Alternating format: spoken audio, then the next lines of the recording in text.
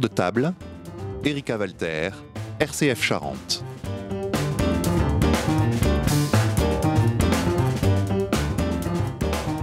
Une nouvelle émission pour saisir tout le sens de l'engagement des jeunes volontaires en service civique avec Unicité. Nous donnons une fois encore la parole à ceux qui mènent des missions comme ambassadeurs des médias et de l'information cette année.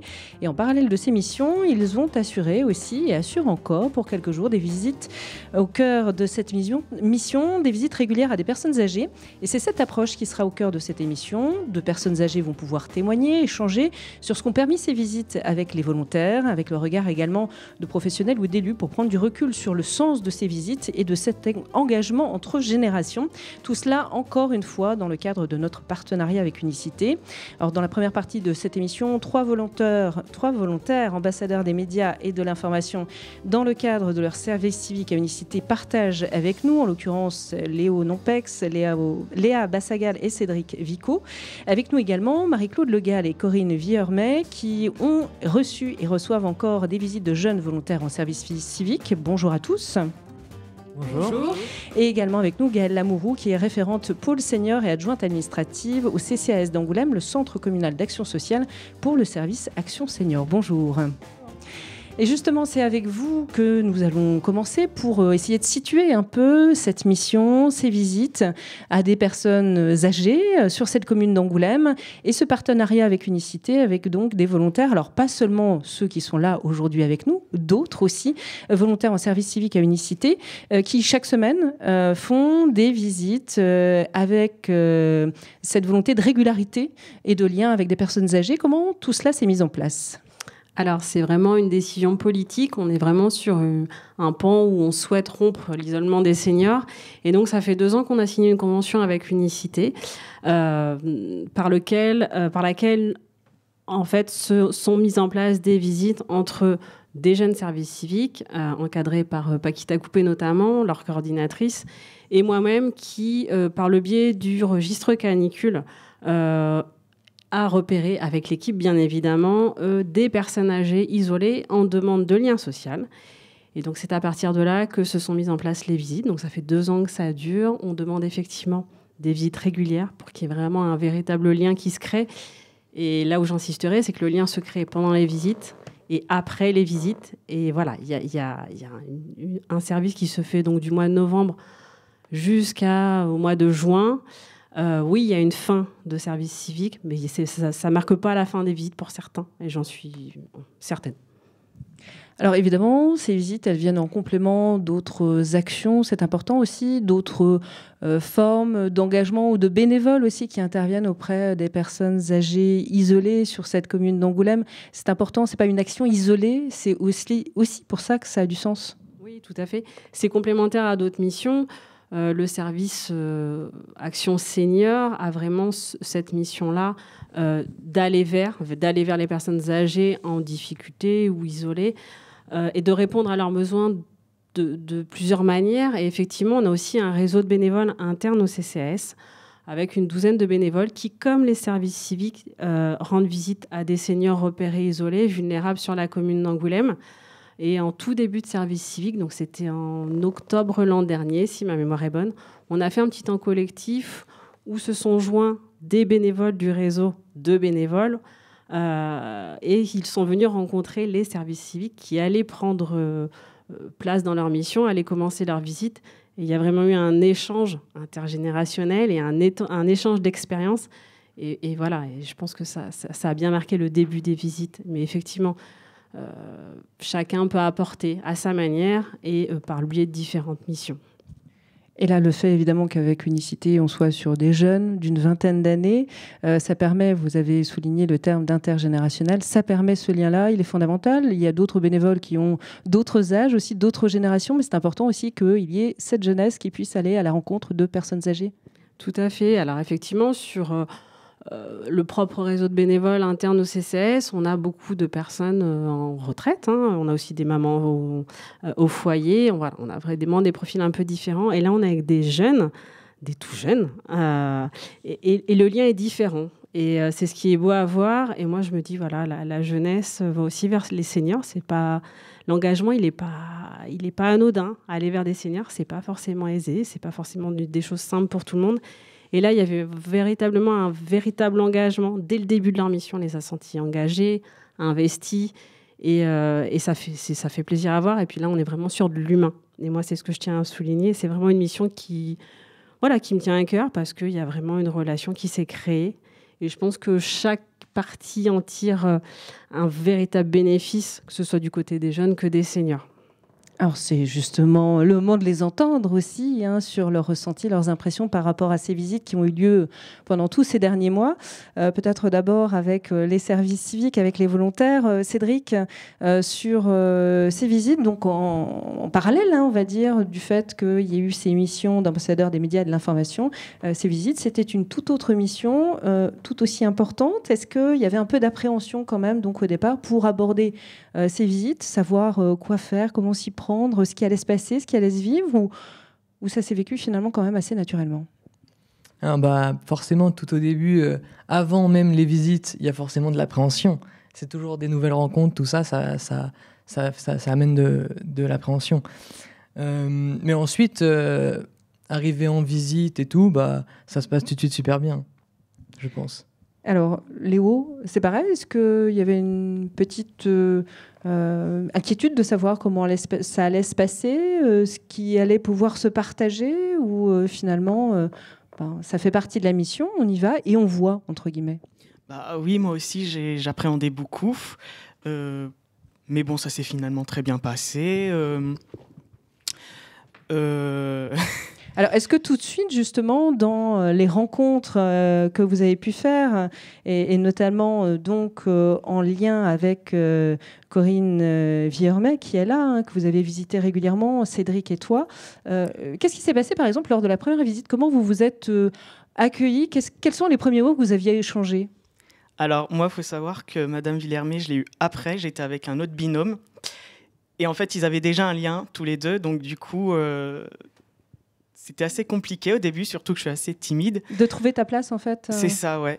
Mais ils m'ont très bien accueilli, surtout Madame Villermé, et je me suis bien intégrée et tout se passe bien, quoi. Alors, Cédric, par rapport effectivement à ce lien, puisque c'est toi aussi qui es en visite régulière avec Madame Villermé, comment ça s'est passé au départ alors? Donc, qu'est-ce qui a été le début de ces visites et de ces liens finalement entre vous? Alors, au tout départ, du coup, j'étais avec quelqu'un d'autre. Du coup, on a commencé tranquillement les visites. Au début, je pense que c'est surtout des discussions. Voilà. Après, plus facilement, ça a pu aller vers les jeux de société et tout ça. Alors, c'était quoi les discussions du début? Un peu savoir qui est l'autre, un peu connaître nos parcours, notre vie, tout ça.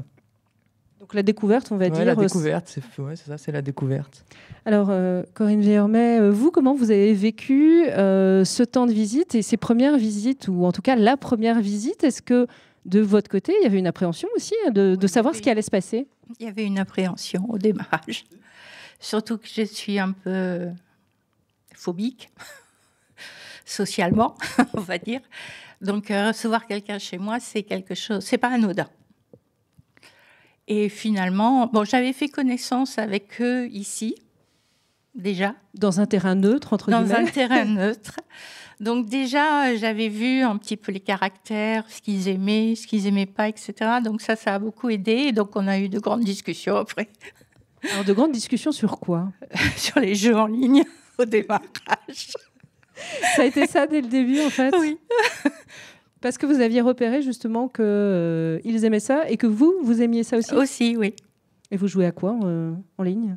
Quel type de jeu? Les jeux en ligne. Les style World of Warcraft. Alors là-dessus, Cédric, vous vous êtes retrouvé vraiment facilement, vraiment très rapidement sur les jeux en ligne, notamment? Oui, totalement. On avait dès le début des jeux en commun comme Guild Wars 2, Minecraft, des jeux comme ça.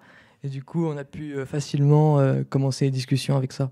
Et est-ce que tu t'attendais justement à, dans ces visites, finalement, être dans cette dimension de partage sur les jeux en ligne? Non, pas vraiment, mais c'est juste trop bien. Alors, ça veut dire que les visites, quand vient en mai, elles se résument à des jeux et des jeux en ligne, ou c'est le jeu en ligne finalement est un prétexte aussi pour plein d'échanges autour? Ça a été, oui, un démarrage pour lancer la conversation, les échanges, etc. Après, on est passé aux jeux de société. Donc, on va dire les jeux plus traditionnels, en tout cas sous une forme plus traditionnelle. On avait un pro des jeux de société qui en avait à foison. Donc, il nous faisait découvrir à chaque fois un jeu. Cédric, le pro des jeux? Ouais, j'ai plein de jeux de société. Du coup, je les ai fait découvrir au fur et à mesure des visites. Et voilà, du coup, maintenant, on y rejoue. Donc, c'était la surprise à chaque fois pour vous, Corinne Viermet, de pouvoir découvrir... J'en ai découvert plein, oui, grâce à lui. Et on a joué tous ensemble. C'était vraiment très sympathique. Alors, Léa, autre visite ou autre personne visitée aussi, donc avec Marie-Claude Le Gall qui est avec nous. Là aussi, il y a eu un temps, on va dire, de mise en contact, de mise en connaissance, où il faut savoir commencer à découvrir l'autre et à comprendre finalement comment Marie-Claude Le Gall fonctionnait, ce qu'elle aimait. Enfin, comment ça s'est passé les premiers moments de visite? Moi, je suis quelqu'un de solitaire, donc c'était un peu difficile d'aller vers les autres. Donc, heureusement qu'on était en binôme.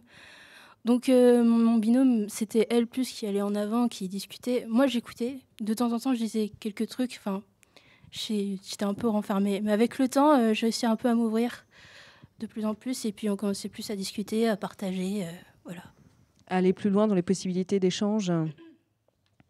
Alors, Marie-Claude Le Gall, effectivement, cette possibilité d'avoir ces visites, alors notamment de Léa qui est avec nous, est-ce que pour vous, il y avait effectivement un temps aussi en se demandant qui allaient être ces jeunes, de quoi vous alliez parler, finalement, à quoi allaient ressembler ces visites? Est-ce que c'était un questionnement au départ pour vous?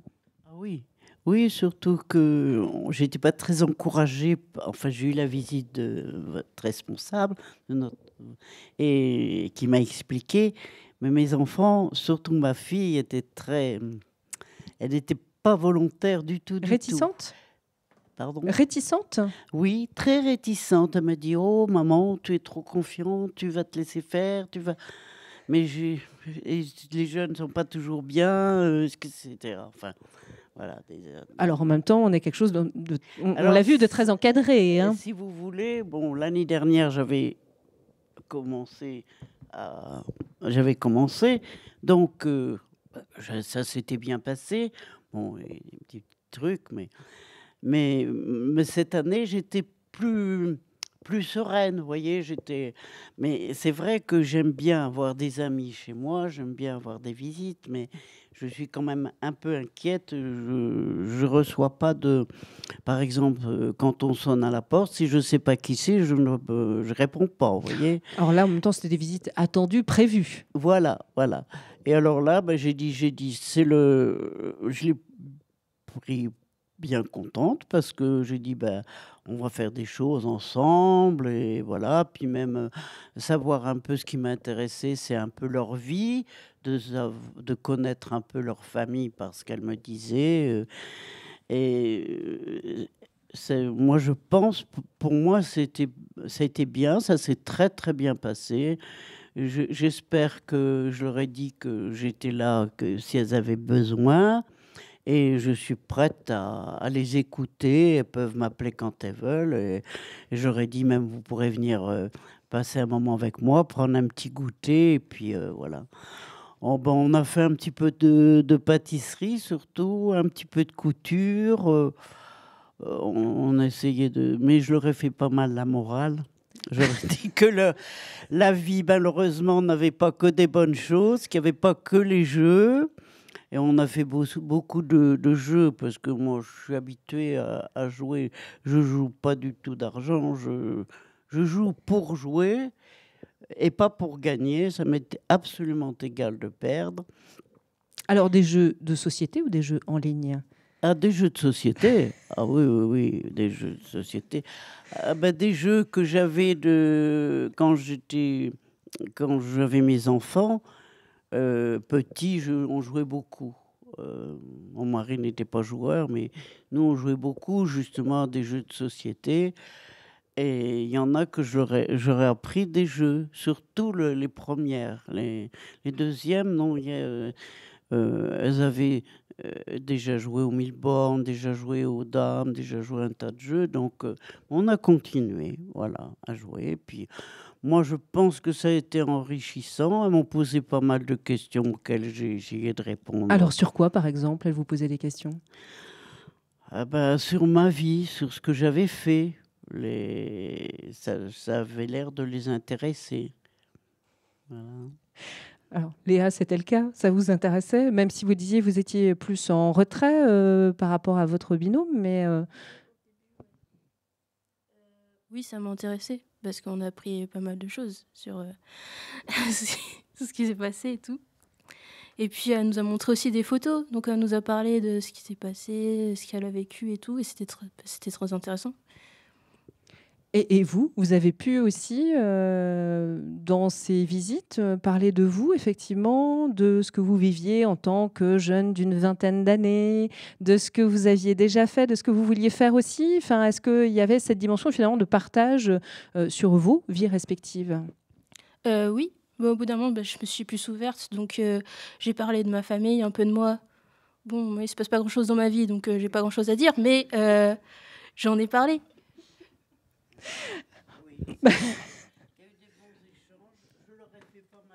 Je leur ai fait pas mal la morale. En tant que vieille, je trouve que faut éviter de faire que les jeunes veulent faire exactement comme les copains, les copines et tout. Et je dis qu'il fallait qu'ils gardent leur personnalité. Oui, d'être ce qu'ils sont finalement. Est-ce que c'est vraiment faire la morale, qu'ils soient naturels, qu'ils soient eux-mêmes, qu'ils restent eux-mêmes, pas avec l'effet de groupe ou l'effet de masse.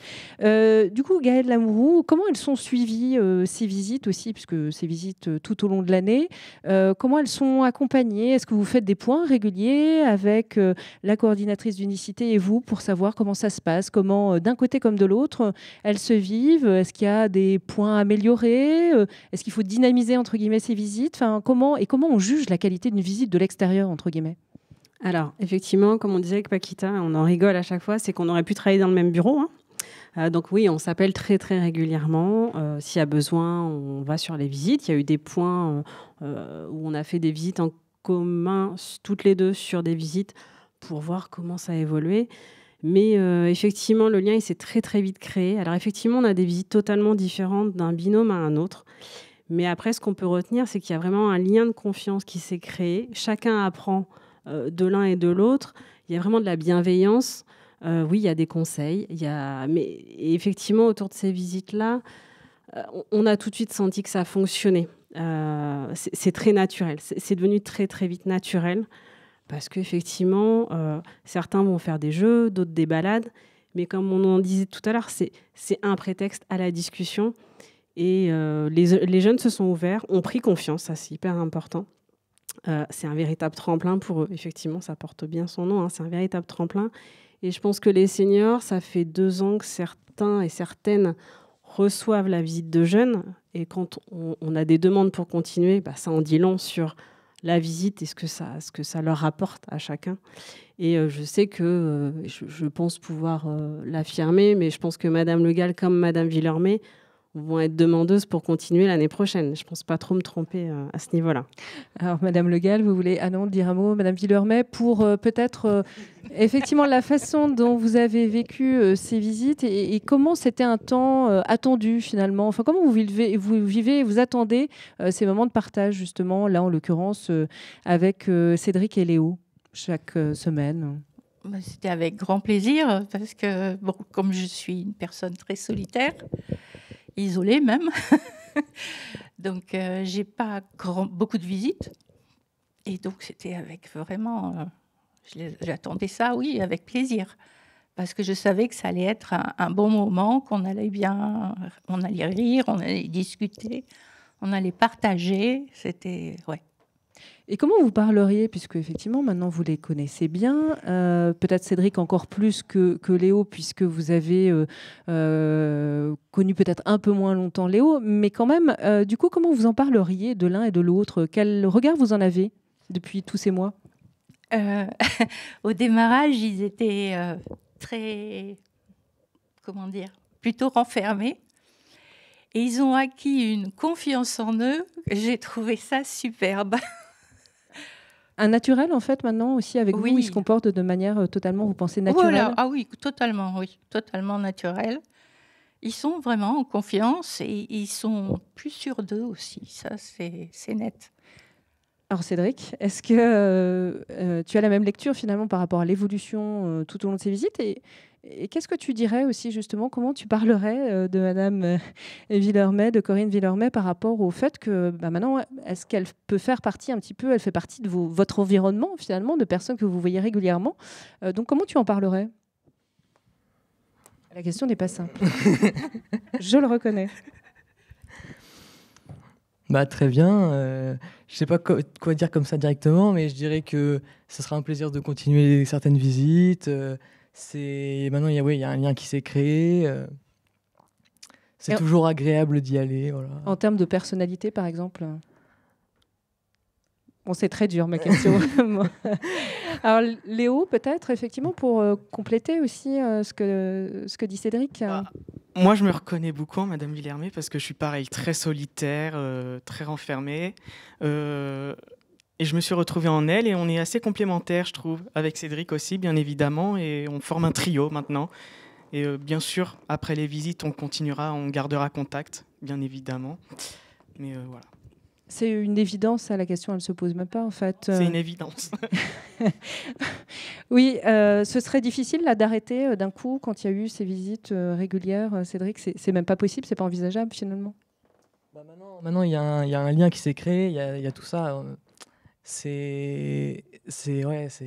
Maintenant, il faut continuer. Et puis voilà, ça reste agréable, tout ça. Voilà. C'est un peu une amie et tout, quoi. Elle fait partie donc vraiment de vos proches, hein. Effectivement, on peut le dire comme ça. Léa, c'est la même impression. Là, effectivement, ces visites, elles arrivent à leur fin de mission pour vous en tant que volontaire service civique à Unicité. Donc, effectivement, votre binôme va s'arrêter dans ces visites aussi. La suite, c'est de continuer d'une manière ou d'une autre, garder contact, donner des nouvelles, prendre des nouvelles. Oui. Personnellement, moi, j'aimerais continuer de prendre des nouvelles, d'aller la voir de temps en temps, même les autres personnes âgées que je rencontre.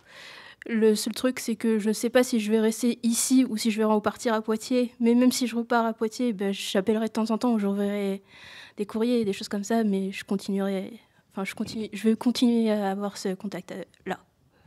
Marie-Claude Le Gall, par rapport à ces visites et l'évolution peut-être effectivement donc de ces visites au fur et à mesure. Alors vous nous avez dit ce que vous avez partagé, beaucoup de discussions, beaucoup de jeux effectivement, mais sur l'évolution peut-être par exemple dans la relation avec Léa qui se disait plus fermée au départ et puis qui s'est progressivement ouverte. Vous l'avez vu effectivement là aussi évoluer dans cette relation avec vous, dans ce que vous avez pu partager, dans la façon d'aller plus loin dans les échanges.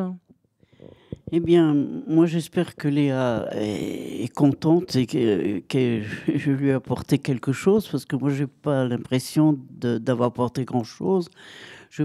Mais ça me fait très plaisir de les avoir eues, les personnes que j'ai eues. Et j'ai essayé de... C'est vrai que Léa est assez réservée, mais avec sa partenaire, c'était plus volubile, plus...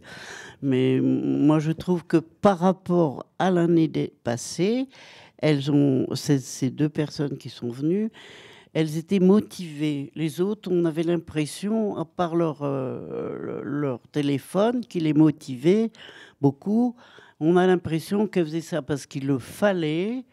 Et alors que là, il y a eu un lien plus familial, si vous voulez. Moi, je me suis intéressée à leur famille, comme moi, ils m'ont posé des questions sur ma famille et tout ça. Bon, on sent qu'il y avait quelque chose. Et j'espère ne pas perdre contact avec elles. De temps en temps, moi aussi, je leur téléphonerai. Et puis j'aurais dit qu'elles pouvaient très bien venir me voir, et puis même si elles avaient besoin, si je pouvais les aider, je le ferais dans la mesure de mes possibilités, parce que je suis pas mal de plus en plus handicapé. Et voilà. Mais je pense que... Enfin, pour moi, je vous dis, je suis prête à refaire comme j'ai fait cette année. Et l'année d'avant encore, donc. Voilà. Et puis aussi, on s'est promenés ensemble, comme j'ai eu la chance d'habiter un immeuble, mais qui se trouve au milieu d'un parc, à mon ancienne maison. Et alors, on se promenait, puis on discutait en même temps, voilà. C'était, si vous voulez, maintenant, elle fait un peu partie de ma famille, quoi. Je leur ai même dit des choses que je n'ai pas dit à mes enfants. Voilà, moi, je pense qu'il y a eu un lien entre nous, malgré la timidité du début. C'est normal, moi aussi, je suis méfiante un peu, et puis ma fille me secoue pour que je sois encore plus méfiante. Alors, j'ai peut-être pas au départ un abord mais agréable, mais après, on avait de bons rapports. Quand j'étais arrivée, je leur demandais tout de suite des nouvelles de ce qu'elles avaient fait dans la semaine. Enfin, si ça s'était bien passé. Parce que j'avais fait, ça ne me regarde pas, mais c'est pour voir si la semaine s'était bien passée. Je m'intéressais à elle, et les deux petites aussi s'intéressaient à moi, et en partant, elle avait toujours un mot aimable en disant voilà, je pense que nos rapports ont été bénéfiques. Voilà. Je n'aurais peut-être pas apporté tout ce qu'elles auraient voulu savoir, mais j'ai essayé de... On commentait aussi les événements. Ouais. Alors en même temps, Gaëlle Amouroux, il n'y a pas de but ultime, il n'y a pas d'objectif. L'idée, c'est de partager ensemble, savoir exactement ce que les uns et les autres ont apporté. Finalement, il n'y a pas d'objectif, il n'y a pas d'aboutissement à tout cela, à ces visites. Donc l'important, c'est que, a priori, là, dans les témoignages, c'est que de chaque côté, et personnellement, ils sont satisfaits. Oui, tout à fait. Je dirais que c'est tout simplement la magie de la relation humaine. L'objectif du côté des seniors, c'est quand même de rompre un certain isolement. Effectivement, si on prend la situation de Madame Villermé, qui était au début très, très réticente et qui finalement s'est très, très ouverte aux petits jeunes. Voilà, moi je dis, voilà, c'est un vrai bénéfice pour chacun. Et puis les petits jeunes, de leur côté, ils ont pris confiance. Ils ont vu de quoi ils étaient capables. Il y a de véritables compétences. Et ils ont de belles qualités humaines. Il faut qu'ils le sachent. Et j'espère qu'ils vont s'en servir. Et puis, voilà, je pense qu'effectivement, il y a des objectifs chez chacun. Mais au final, c'est une relation qui devient naturelle. Et c'est tout. C'est un vrai bénéfice pour tout le monde.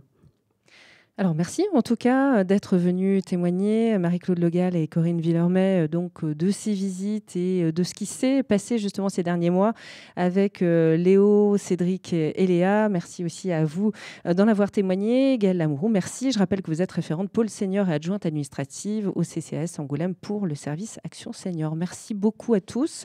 Et on se retrouve dans un instant pour continuer à parler de cette dimension de visite aux personnes âgées, de cet engagement intergénérationnel. Ce sera juste après Grand Corps Malade et le titre Pocahontas.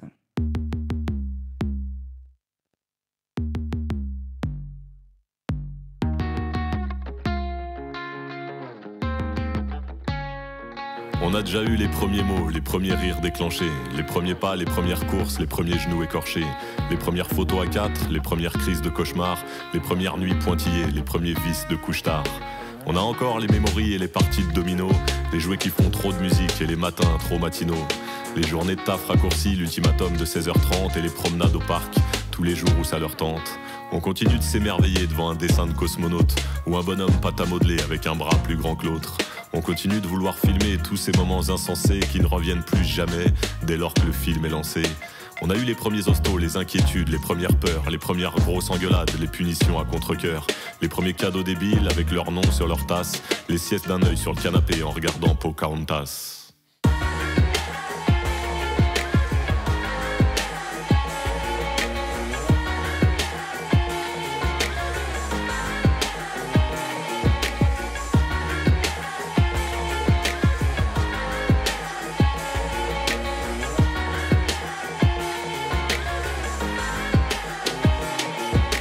attend sans impatience les premiers devoirs à la maison, les premiers stress de contrôle, les boules au ventre à l'horizon, les premiers mots dans le carnet pour les tarés quand ils s'amusent, les premières mauvaises notes pour les carrés de l'hypoténuse.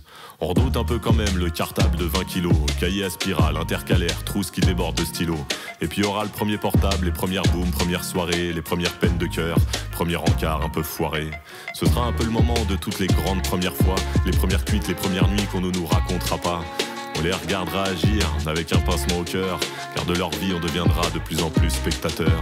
Il y aura la première fois moins de 5 fautes au code de la route, qui leur permettra de s'éloigner encore plus vite. Et puis sans doute suivra leur premier appart avec une Pocahontas bien élancée. Ils reviendront vider leur chambre, ça j'ose même pas y penser.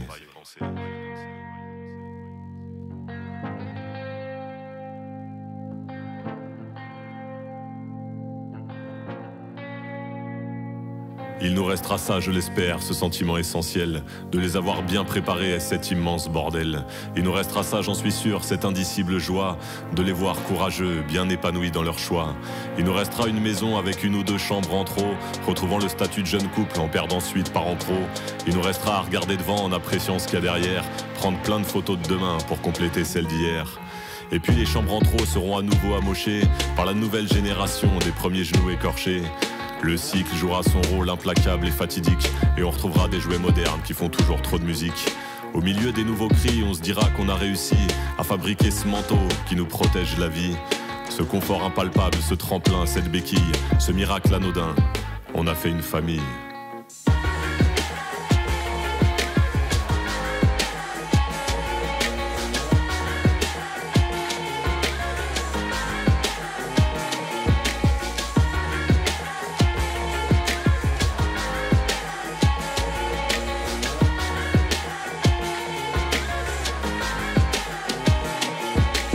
Mes petits-enfants et la télé juste en face, je me vois bien faire une bonne sieste, pourvu que ce soit Pocahontas.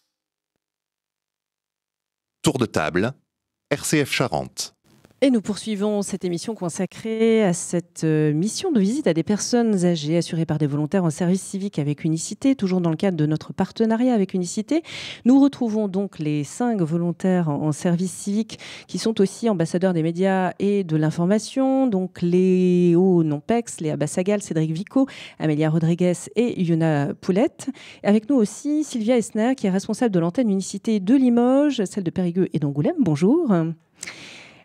Alors, voilà, nous avons vu donc concrètement ce qui s'est vécu, ce qui s'est passé dans certaines de ces visites à des personnes âgées isolées dans le cadre de cette année, les derniers mois avec ces visites. Alors, on est là effectivement dans ce lien intergénérationnel. On est là au cœur aussi finalement de l'engagement de volontaires en service civique. Ce lien intergénérationnel, c'est aussi, on va dire, une construction, une participation à la construction de la société. Oui, tout à fait. C'est vrai que c'est une mission qui vraiment est représentative de cet engagement intergénérationnel, puisque sur tout nombreux territoires, on a déjà des visites de convivialité qui se font par des bénévoles d'associations, donc le CCAS en met en place, le Petit Frère des Pauvres. Mais la plus-value, en fait, au niveau d'Unicité, c'est vraiment les jeunes. Ce côté intergénérationnel qui fait que les visites sont un petit peu différentes, en fait, de ce qu'on peut proposer habituellement. C'est vrai que des fois, on a eu des seniors qui ne voulaient pas forcément de visite parce qu'elles ne voulaient pas parler à un senior. En fait, parler à un senior, il n'y avait pas d'intérêt.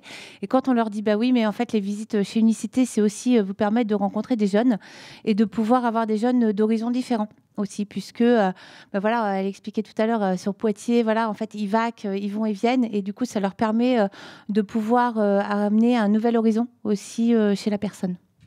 Alors, Yuna et Amélia, vous n'avez pas pu témoigner directement, échanger avec des personnes que vous avez visitées ces derniers mois. Vous vous êtes retrouvés pleinement, on va dire, dans la relation qui s'est mise en place aussi, et dont Léa, Léo et Cédric ont pu témoigner là, dans la première partie de l'émission. Amélia ? Oui, après, on se met pleinement dedans. Parce que déjà, comme on disait, c'est intergénérationnel, donc on apprend des deux côtés. Et c'est hyper satisfaisant de savoir ce qu'ils ont fait dans leur jeunesse. Et ça, je le répéterai tout le temps, que c'est incroyable en fait, de vivre cette expérience. Juste d'aller les voir et de les écouter ou de jouer avec eux, de se promener ensemble, c'est incroyable. En quoi c'est incroyable ? Moi, je trouve ça incroyable parce que c'est mon point de vue. Mais je trouve ça bien parce que... Enfin, je trouve ça incroyable parce que ça permet d'apprendre à connaître d'autres personnes. Et du coup, ça fait des relations. Et c'est important, les relations humaines, du coup, voilà. Et avec, on va dire, le recul qu'elles peuvent avoir sur leur propre vie, le recul qu'elles peuvent avoir aussi, le regard différent qu'elles peuvent avoir sur la société, la façon dont elle a évolué, est-ce que c'est aussi ça, ces partages? Est-ce que ça permet aussi ça, ces visites?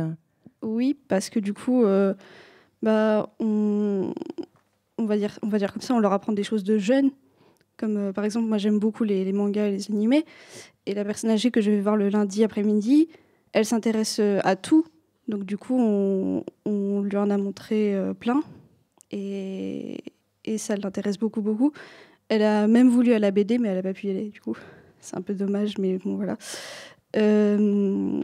Mais sinon, elle s'intéresse même aux applications de maintenant. On a réussi à lui faire installer TikTok.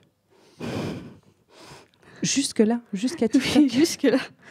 Parce qu'elle voulait absolument savoir...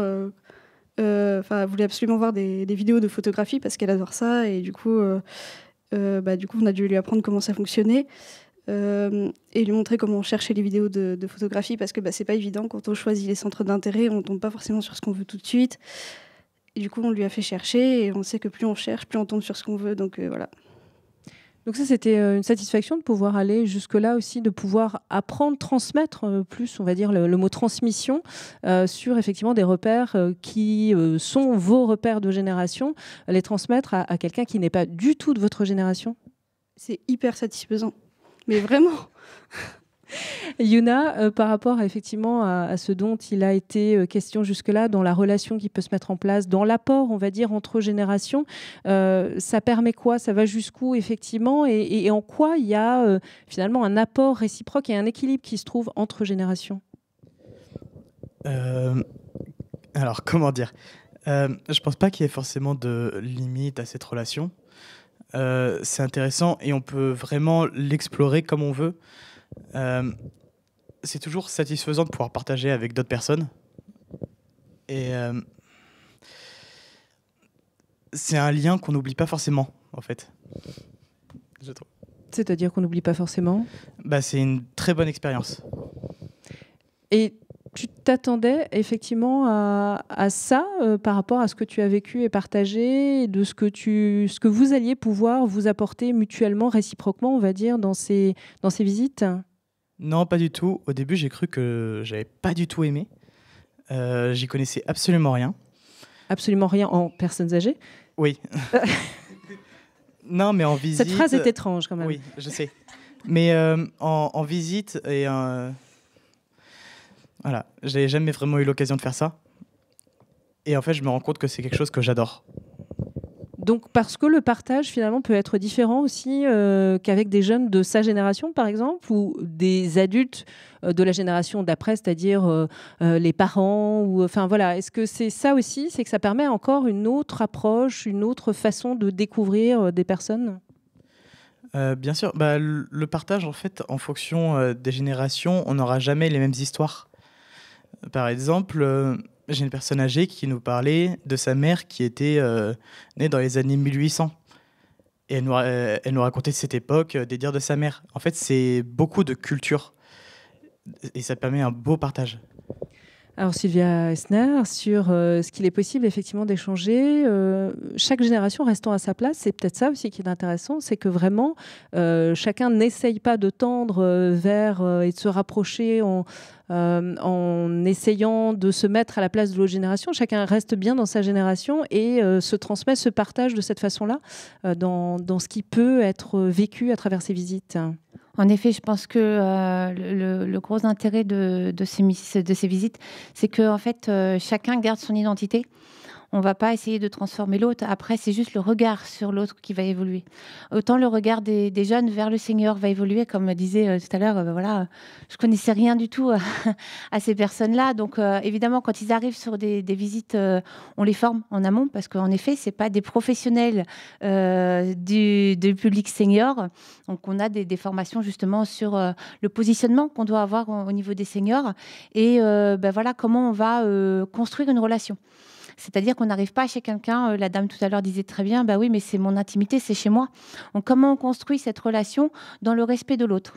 Et c'est là, en fait, où on va avoir un temps avant les visites de formation, de façon à justement les jeunes puissent avoir un regard, ne pas arriver avec des préjugés chez une personne et de pouvoir la prendre dans sa globalité et de pouvoir justement avancer ensemble sur cette construction de relations. Et ça va en fait dans les deux sens. C'est pour ça qu'il est important sur les premières visites où en effet on a le partenaire qui est souvent présent parce que ça légitime aussi notre action. De pouvoir mettre en place les visites par la suite. Et une fois que la relation s'est établie et que ça fonctionne, on va continuer sur l'année. Et là, après, c'est eux, en fait, on les laisse complètement libres. C'est-à-dire que les visites, nous, on va juste coordonner derrière de façon à ce que ça se passe bien. Et c'est eux qui, en effet, voilà, elle parlait du manga parce que, en fait, c'est sa passion. Et en effet, ça peut transmettre facilement. Et il y a tellement de sujets, en fait, sur lesquels on peut approcher la personne dans les deux sens, qu'il y a forcément des moments où il va y avoir des choses qui vont compléter en fait les personnalités et c'est là où ils vont apprendre l'un de l'autre et se nourrir en fait sur l'évolution de la société, mais aussi pour moi ce qui est important c'est la transmission, ne pas oublier en fait ce qui s'est passé avant parce que c'est aussi l'histoire d'aujourd'hui, la société d'aujourd'hui elle est actuelle parce qu'il s'est passé ça et ça et le fait d'avoir cette transmission là c'est de comprendre la société dans laquelle ils sont aujourd'hui et que la personne âgée puisse comprendre l'évolution que les jeunes amènent. Alors sur ce lien intergénérationnel et l'importance de participer finalement à ce lien intergénérationnel tel que vous avez pu le faire dans ces missions, Cédric, est-ce que finalement vous avez conscience aussi de l'importance de participer à cette dimension-là? Enfin, en quoi pour vous, en tant que jeune d'une vingtaine d'années, il est important d'aller visiter effectivement des personnes âgées, ce lien intergénérationnel qu'on a tendance à perdre de plus en plus?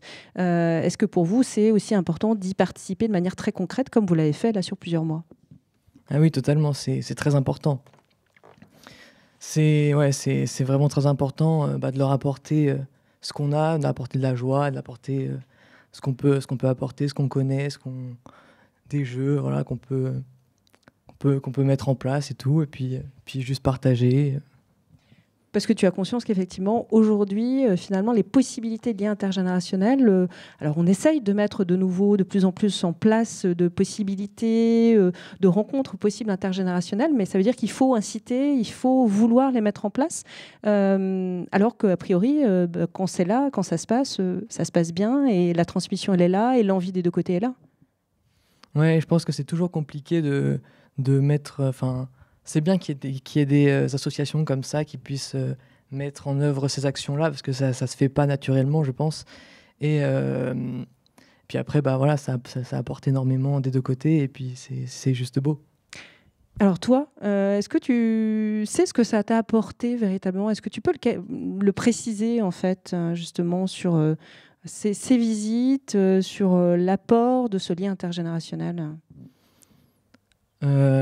Forcément de la confiance en moi, tout ça, de l'enrichissement personnel, forcément. De toute façon, toute rencontre, ça apporte de l'enrichissement personnel, je pense. Léa, par rapport à cette dimension de lien intergénérationnel et de l'importance de participer à ce lien intergénérationnel qui est souvent en manque finalement aujourd'hui, est-ce que tu as conscience aussi de l'importance, on va dire, dans le vivre ensemble, que justement ces visites, elles étaient d'autant plus importantes et qu'il faudrait multiplier, on va dire, les possibilités aussi de ce type de visite sous d'autres formes, en tout cas d'action et de lien intergénérationnel? Oui, moi, comme je l'ai dit, comme tout à l'heure, je suis quelqu'un de solitaire, donc forcément, aller voir d'autres personnes, en plus, qui ne sont pas de ma génération, ça fait du bien, ça apporte quelque chose. Puis, on discute de pas mal de choses. Ouais, elle m'a appris pas mal de choses, par exemple, recoudre, raccommoder un bouton, par exemple, ou parler de son époque d'avant. Et ouais, c'est sympa, on passe des bons moments, c'est très agréable.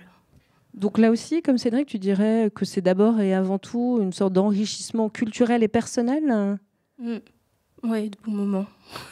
Est-ce que tu crois que est-ce que ça t'a permis, je ne sais pas, d'avoir vraiment des connaissances, des compétences, ou est-ce que ça t'a fait réfléchir aussi d'une certaine façon par rapport à toi, ta propre génération finalement? Déjà que ça m'ouvre plus. Parce que vraiment, avant, voilà. Cédric peut en témoigner, par exemple, de la possibilité d'ouverture. C'est ça, enfin, vous l'avez vu changer aussi avec ces visites, les autres volontaires service civique? Oui, je pense qu'on on s'est tous enrichis, on s'est tous améliorés. Et puis voilà, maintenant, je pense que nous tous, on va plus facilement vers les autres. Léo, sur ce lien intergénérationnel et l'importance d'avoir participé aussi à cette démarche-là et peut-être de poursuivre d'une autre façon, alors avec les personnes que tu as visitées, mais peut-être dans d'autres circonstances, pourquoi pas, en tout cas de manière peut-être plus naturelle aussi grâce à cette expérience? Moi, je trouve que je rejoins bien sûr Cédric et Léa, mais je trouve que ça apporte aussi beaucoup de diversité, de rencontrer des personnes, voilà, nouvel horizon, comme on a dit précédemment. Moi j'ai bien aimé et ça apporte aussi beaucoup, comme a dit Cédric, de l'enrichissement personnel et du partage, voilà.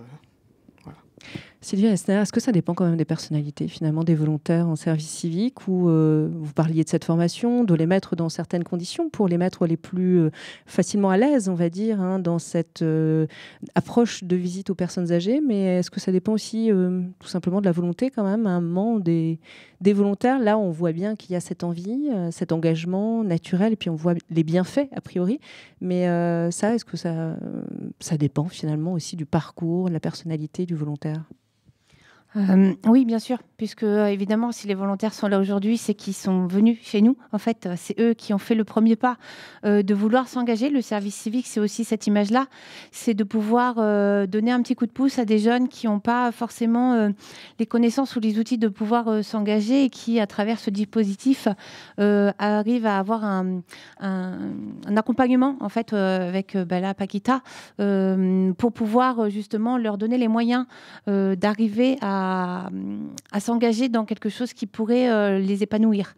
C'est vrai que nous, on connaît la mission. Quand ils arrivent, on leur dit, voilà, ça va être des visites de convivialité à domicile. Ok, j'en ai jamais fait. En quoi ça consiste? Donc, en fait, on va travailler ces visites. En effet, on les travaille, c'est des visites qui sont tous les ans. On renouvelle les visites. Mais évidemment, la visite va être différente du binôme. Déjà de l'individu et après du binôme. Et après, c'était très joliment quand il a dit on est devenu un trio, quoi. Voilà. Et c'est ça l'aboutissement, c'est de se dire maintenant on n'est plus un, on n'est plus deux, on est trois. Et au fur et à mesure, on va être encore beaucoup plus, parce que c'est ça le partage. C'est plus être un individu, mais c'est à plusieurs dans une société. Et je pense que là-dessus, il faut, c'est de la continuité des 8 mois qui fait l'évolution aussi de ce positionnement, de cet engagement-là. Donc aujourd'hui, ils arrivent au début avec une envie. Et à la fin, c'est aussi leur dire, ça peut continuer aussi toute votre vie. Merci à vous, Sylvia Esner. Je rappelle que vous êtes responsable des antennes Unicité de Limoges, Périgueux et Angoulême. Merci aux 5 volontaires en service civique d'Unicité. On va en retrouver 2 dans un instant, Amélia et Yuna, pour continuer à parler de cette dimension d'engagement et du lien intergénérationnel. Je crois que Cédric, tu voulais dire un mot ? Oui, on voudrait faire une dédicace à Clémence Lemaire qui n'est pas là avec nous aujourd'hui parce qu'elle est malade, elle a des gros problèmes de santé. Elle sera là pour la dernière semaine qui est la semaine prochaine. Et on voudrait remercier Unicité et RCF Charente pour tout ça. Merci à vous et on se retrouve dans un instant pour la dernière partie de l'émission. Tour de table, Erika Walter. Et dernière partie de cette émission, toujours donc consacrée à ce lien intergénérationnel en lien avec ces visites de volontaires en service civique à Unicité auprès de personnes âgées. Alors, nous a rejoint alors Viomès-Guillaumetot, qui est adjointe solidarité soutien aux acteurs associatifs sociaux donc pour la ville d'Angoulême et vice-présidente du CCAS. Bonjour. Alors, et puis avec nous également 2 volontaires en service civique, toujours avec nous Amélia et Yuna, donc pour continuer à échanger avec nous autour de ce lien intergénérationnel. Alors, Anne-Laure Viomès-Guillaumetot, vous êtes à l'initiative de ce qui s'est mis en place depuis 2 ans avec le Centre communal d'action sociale et l'association Unicité par rapport à ces visites justement auprès de personnes âgées. C'était une initiative qui était née finalement de quoi? Qui était partie de quoi? Vous recherchez, vous êtes en perpétuelle recherche justement de possibilités d'animer ce lien intergénérationnel? Alors tout d'abord, juste avant, c'est mon 2e mandat en tant que vice-présidente du CCS, et c'est vrai que plus on avance et plus on se rend compte que les personnes âgées sur notre ville, c'est quand même un tiers de la population, s'isolent et s'ennuient chez elles. Et on avait mis en place des équipes de bénévoles bienveillants et d'élus bienveillants. Et on allait au domicile, et on va toujours d'ailleurs, au domicile des personnes âgées qui ont besoin de parler, échanger. Voilà. Mais vu la population qu'on a, quand nous avons rencontré avec le maire Unicité qui est venu nous parler de cette possibilité de mettre en place des jeunes qui pourraient aller à domicile de nos seniors d'Angoulême, eh bien, on a dit banco, on y va. Et c'est la deuxième session. Voilà. Mais alors, donc, c'est une réflexion, effectivement, pour la ville d'Angoulême, de savoir comment, puisque vous le dites, le nombre de personnes âgées, il augmente de toute façon. Et effectivement, le risque qu'elles soient isolées à un moment ou un autre aussi, nécessairement, par le nombre de personnes âgées. Donc, c'est une réflexion un peu permanente que vous avez de savoir comment susciter ces liens, ces visites de manière générale ou d'autres actions, et d'autant plus ce lien intergénérationnel. Alors d'abord, c'est une question transversale dans toutes les villes. On a des appels de professionnels qui nous disent voilà ce qu'on peut faire sur votre ville pour pouvoir éviter ou en tout cas prévenir l'isolement. Alors beaucoup de choses sont déjà faites sous différentes formes associatives diverses ou variées. Mais c'est vrai que la ville tient en tout cas énormément à s'engager et c'est important pour le maire Xavier Bonnefond et moi-même d'être toujours en avance sur ce problème-là. On avait donc mis en place des choses avant, à la fin du premier mandat. Le confinement est arrivé. Les choses se sont évidemment accélérées et ça a été extrêmement compliqué de faire ressortir les seniors de leur domicile.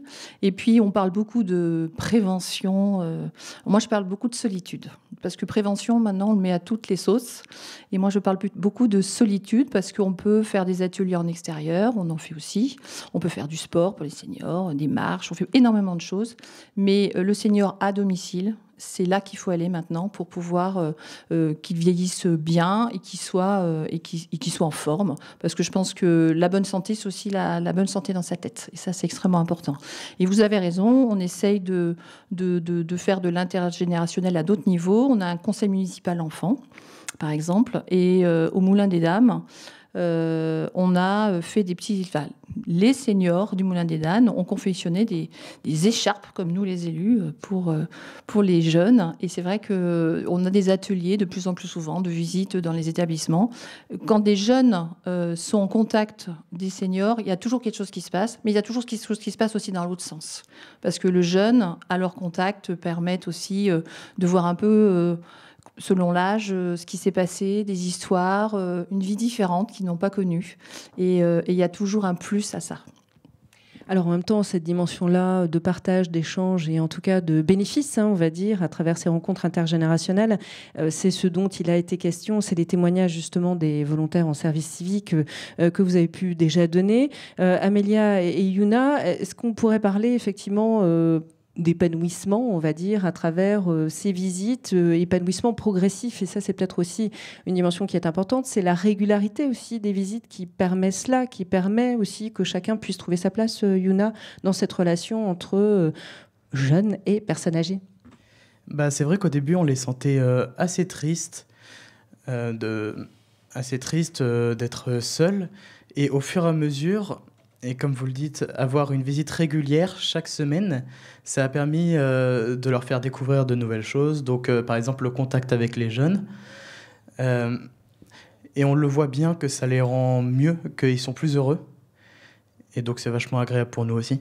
Oui, épanouissement réciproque, on va dire, du coup. C'est ça.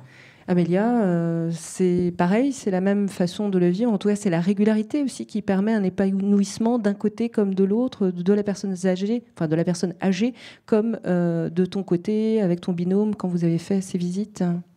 Oui, en fait, le fait d'avoir des visites régulières, effectivement, ça crée du lien plus facilement.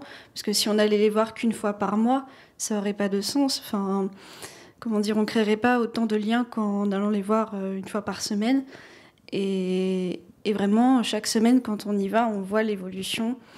Même chez nous, en fait, on le remarque parce que, y en a parmi nous qui sont très timides, donc c'est un peu compliqué pour eux. Et du coup, le fait de parler avec des personnes qui ne connaissent pas, ça les fait aussi évoluer, dans le sens où ils apprennent à prendre la parole devant une personne complètement inconnue, quoi. Alors Viomès-Guillemot, il faut effectivement cette régularité parce que ponctuellement, finalement, ça n'a pas beaucoup de sens, ni dans un sens ni dans l'autre. Le moment peut être agréable, mais ça s'arrête un peu là. C'est exactement ça. Je pense qu'il faut quand même quelques premiers rendez-vous pour faire un lien. Donc, s'il n'y a pas la régularité, il n'y a pas ce lien qui se fait. Et puis, en tout cas, moi, j'ai le sentiment, parce que j'ai quelques retours, que vous êtes rentrés dans leur famille, en fait. La séparation va être difficile, et pour les uns et pour les autres. Alors, on va continuer à le faire. Ils vont aller sur un autre parcours. Mais ces jeunes sont rentrés dans la famille de nos seniors. Et il y a un lien qui s'est fait et qui se continuera avec d'autres. Mais s'il n'y a pas cette régularité, il n'y a pas ce lien. Mais est-ce qu'il faut mettre alors en place des outils, des formes justement pour inciter des jeunes? De toute façon, il faut forcément un cadre pour, entre guillemets, inscrire ce lien intergénérationnel de façon spontanée. Est-ce que vous travaillez ça aussi pour que ça puisse, d'un côté comme de l'autre, eh bien, se rejoindre de manière encore peut-être plus naturelle? Moi, souvent, ce que je dis aux jeunes, c'est déjà d'aller voir leurs grands-parents. Ça, c'est la base. La base de la famille, c'est rendre visite. Et là, ils viennent de l'apprendre. C'est pas une fois par mois, une fois par an, à Noël ou pour l'année des anniversaires. C'est d'y aller toutes les semaines, ou au moins d'appeler toutes les semaines. Ça, c'est déjà la base. Il faut faire ce qu'ils font là avec sa famille. Si déjà tous les jeunes faisaient ça avec leurs grands-parents, voire les parents, déjà, ça serait déjà une grande avancée, parce qu'on voit que ce n'est pas le cas. Et c'est vrai qu'il va falloir qu'on change notre discours aussi avec ça. C'est qu'il faut faire attention à nos seniors, quoi. Alors, on y fait déjà très attention, mais c'est pas non plus toujours au service public ni aux associations de faire à la place d'eux. Alors, on va faire à la place d'eux, mais on ne pourra pas tout faire. Et il faut faire évoluer les mentalités. Donc, c'est faire avec, pas à la place, mais avec. Il faut faire avec et ensemble, c'est ça.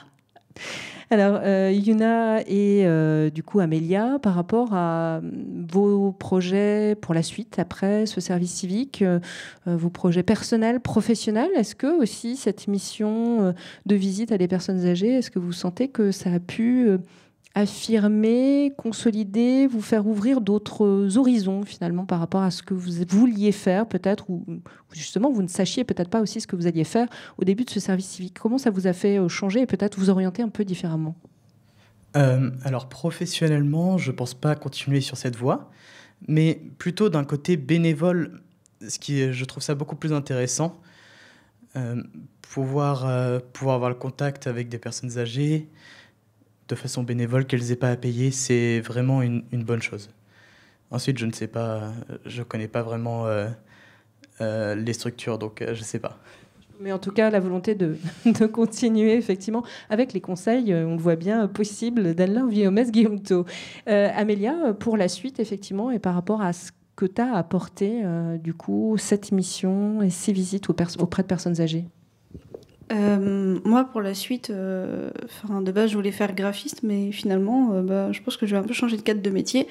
Mais c'était juste dans un coin de ma tête, mais je voulais faire aide-soignante, parce que j'aime bien le métier, je trouve ça intéressant. Et du coup, je pense que je vais essayer de passer le concours pour devenir aide-soignante. Voilà. Donc en lien quand même avec cette expérience, avec cette mission? Oui, voilà. Alors, Viomès-Guillemot, donc c'est aussi une bonne conclusion à cette émission de voir qu'effectivement, ça peut ouvrir de nouvelles perspectives, quelque chose qui se vit dans le cadre d'une mission, où il y a une découverte, et puis finalement, c'est une sorte de révélation quelque part, ou en tout cas de raviver quelque chose qui était au fond de ces jeunes. Alors, ce que je constate, c'est qu'en tout cas, il y en a quelques-uns qui ont réorienté leur choix de vie, leur parcours de vie. Et ça, c'est plutôt une bonne chose. Hein, ces 7-8 mois vous ont permis de réfléchir. Puis moi, je suis ravie d'entendre que certains jeunes veulent s'engager dans le bénévolat. Ça, c'est plutôt une très bonne chose. Les bénévoles sont quand même sont très importants en France. C'est beaucoup eux qui font fonctionner les choses. Et on a beaucoup de bénévoles, mais seniors maintenant. Donc, depuis des années, donc des jeunes s'engagent. Moi, je trouve que c'est plutôt un bon signe et c'est quelque chose que je ne me serais pas attendue. Donc, on termine sur une bonne note, on va dire, cette émission, effectivement. Merci en tout cas à vous, Anne-Laure Viomès-Guillaume Tour. Je rappelle que vous êtes adjointe au maire d'Angoulême, Solidarité soutien aux acteurs associatifs sociaux et également vice-présidente du CCAS. Merci à Amélia et Yuna pour leur témoignage, encore une fois, et merci aux autres volontaires en service civique d'Unicité, ambassadeurs des médias et de l'information qui étaient avec nous tout au long de cette émission. Donc, Léo, Léa et Cédric qui étaient donc là dans les autres parties d'émission. Et puis merci aux autres invités. Et merci bien sûr aussi à Unicité de manière générale pour ce partenariat tout au long de cette année.